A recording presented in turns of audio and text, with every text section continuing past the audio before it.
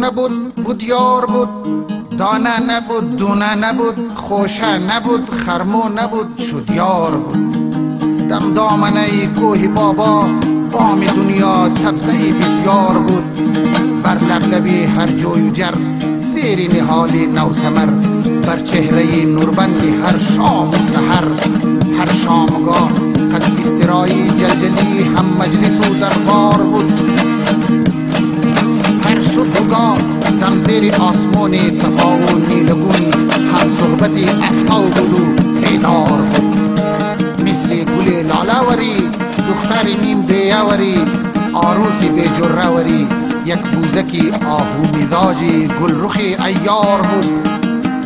دم گرد سلسال و شمامه مثل گل چرخک زده، از غم و شم زندگی فارغ بود و از خوشی ها سرشار بود. او بوزکی چینی بود، خونده دو شاخی قیمتی چون تیغ الماس جلو، خم خورده بلبینی بود. او بوزکی چینی بود.